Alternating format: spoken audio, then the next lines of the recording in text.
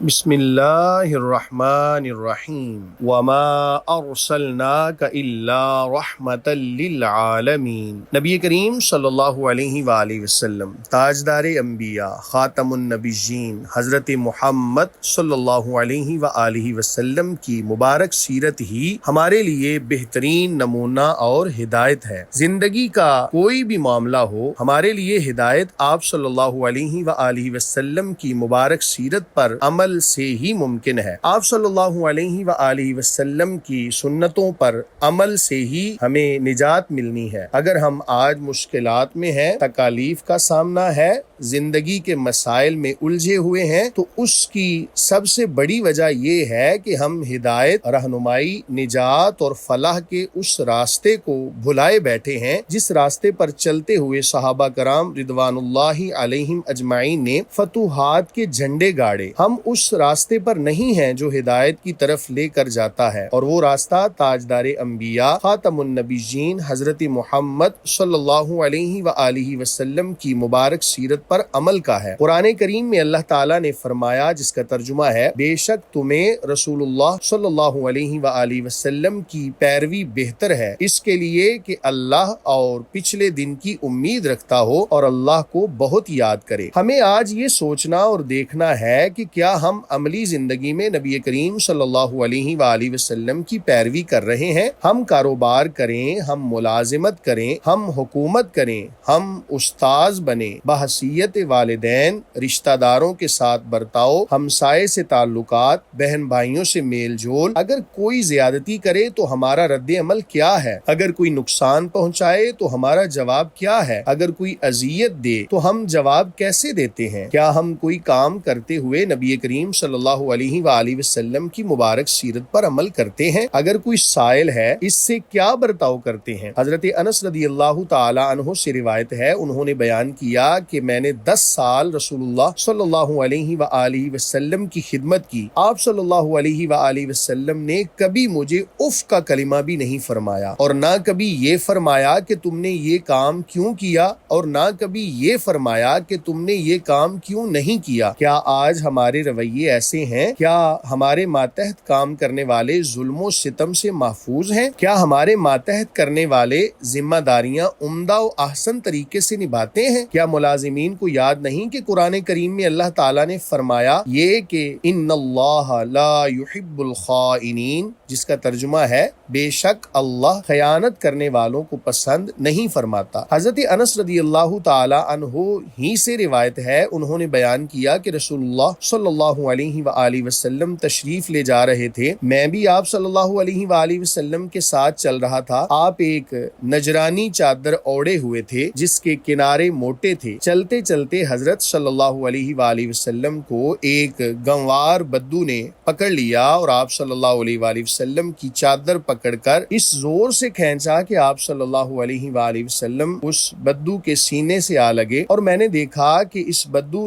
کے زور سے چادر کھینچنے کی وجہ سے آپ صلی اللہ علیہ وآلہ وسلم کی گردن مبارک کے ایک طرف نشان پڑ گیا۔ پھر اس گنوار بدو نے کہا کہ اے محمد صلی اللہ علیہ وآلہ وسلم، تمہارے پاس جو اللہ کا مال ہے، تم اپنے آدمیوں کو حکم دو کہ وہ اس میں سے مجھ کو دیں۔ حضرت انس رضی اللہ تعالیٰ عنہ بیان کرتے ہیں کہ اس کے بعد رسول اللہ صلی اللہ علیہ وآلہ وسلم نے اس گنوار بدو کی طرف دیکھا، اور بجائے غصہ فرمانے کے آپ صلی اللہ علیہ وآلہ وسلم اس کی اس حرکت پر ہنسے اور اس کو کچھ دینے کا حکم دیا۔ قرآن کریم میں اللہ تعالیٰ نے فرمایا، جس کا ترجمہ ہے، اور اللہ اور رسول صلی اللہ علیہ وآلہ وسلم کے فرما بردار رہو اس امید پر کہ تم رحم کیے جاؤ۔ قرآن کریم میں اللہ تعالیٰ نے فرمایا، جس کا ترجمہ ہے، اے ایمان والو، اللہ کی اطاعت کرو اور رسول صلی اللہ علیہ وآلہ وسلم کی اطاعت کرو۔ ہماری زندگیوں میں کیا عملی طور پر اطاعت نظر آتی ہے؟ آج سب سے زیادہ کمی ہی اس چیز کی ہے۔ ہم بلند و بانگ دعوے ضرور کرتے ہیں لیکن عمل سے دور، بلکہ بہت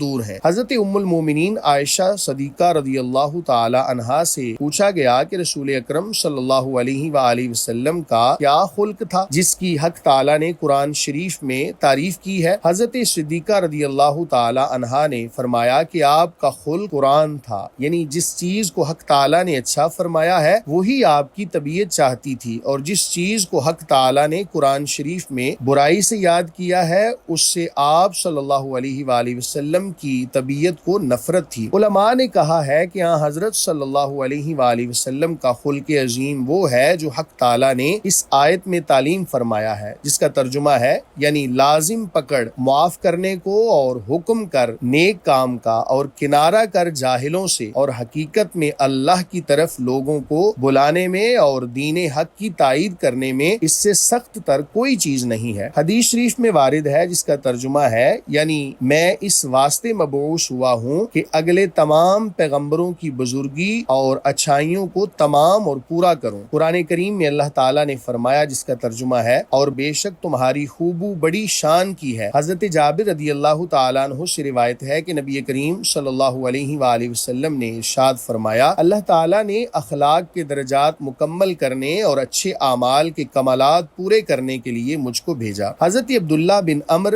رضی اللہ تعالی عنہ سے روایت ہے کہ رسول اکرم صلی اللہ علیہ وآلہ وسلم نے 3 مرتبہ یہ ارشاد فرمایا کیا میں تمہیں اس شخص کے بارے میں نہ بتاؤں جو قیامت کے دن تم میں سب سے زیادہ مجھے محبوب اور سب سے زیادہ میری مجلس کے قریب ہوگا؟ ہم نے عرض کی یا رسول اللہ صلی اللہ علیہ کیوں نہیں؟ ارشاد فرمایا یہ وہ شخص ہوگا جس کے اخلاق تم میں سب سے زیادہ اچھے ہوں گے۔ نعتیہ کلام افتخار عارف۔ دل و نگاہ کی دنیا نئی نئی ہوئی ہے، درود پڑھتے ہی یہ کیسی روشنی ہوئی ہے، میں بس یوں ہی تو نہیں آ گیا ہوں محفل میں، کہیں سے اذن ملا ہے تو حاضری ہوئی ہے، جہان کن سے ادھر کیا تھا کون جانتا ہے، مگر وہ نور کے جس سے یہ زندگی ہوئی ہے، ہزار شکر غلامان شاہ بطحا میں، شروع دن سے میری حاضری لگی ہوئی ہے، بہم تھے دامن رحمت سے جب تو چین سے تھے، جدا ہوئے ہیں تو اب جان پر بنی ہوئی ہے، یہ سر اٹھائے جو میں جا رہا ہوں جانب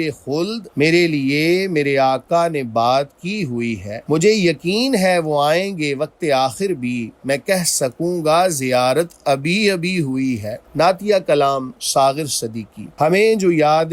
مدینہ کا لالہ زار آیا، تصورات کی دنیا پہ ایک نکھار آیا، کبھی جو گنبد خضرا کی یاد آئی ہے، بڑا سکون ملا ہے بڑا قرار آیا، یقین کر کے محمد صلی اللہ علیہ وآلہ وسلم کے آستانے پر جو بد نصیب گیا ہے وہ کامگار آیا، ہزار شمس و قمر راہ شوق سے گزرے، خیال حسن محمد جو بار بار آیا صلی اللہ علیہ وآلہ وسلم، عرب کے چاند نے صحرا بسا دیے ساغر، وہ ساتھ لے کے تجلی کا ایک دیار آیا۔ مظفر وارثی کا نعتیہ کلام۔ تو امیر حرم میں فقیر عجم، تیرے گن اور یہ لب میں طلب ہی طلب، تو عطا ہی عطا میں خطا ہی خطا، تو کجا من کجا، تو ہے احرام انوار باندھے ہوئے، میں درودوں کی دستار باندھے ہوئے، کعبہ عشق تو میں تیرے چار سو، تو اثر میں دعا تو کجا من کجا، میرا ہر سانس تو خون نچوڑے میرا، تیری رحمت مگر دل نہ توڑے میرا، کاسائے ذات ہوں تیری خیرات ہوں، تو سخی میں گدا تو کجا من کجا، تو حقیقت ہے میں صرف احساس ہوں، تو سمندر ہے میں بھٹکی ہوئی پیاس ہوں، میرا گھر خاک پر اور تیری رہ گزر سدرۃ المنتہا، تو کجا من کجا، ڈگمگاؤں جو حالات کے سامنے، آئے تیرا تصور مجھے تھامنے، میری خوش قسمتی میں تیرا امتی، تو جزا میں رضا تو کجا من کجا، دوریاں سامنے سے جو ہٹنے لگیں، جالیوں سے نگاہیں لپٹنے لگیں، آنسوؤں کی زباں میری ہے ترجماں، دل سے نکلے صدا تو کجا من کجا۔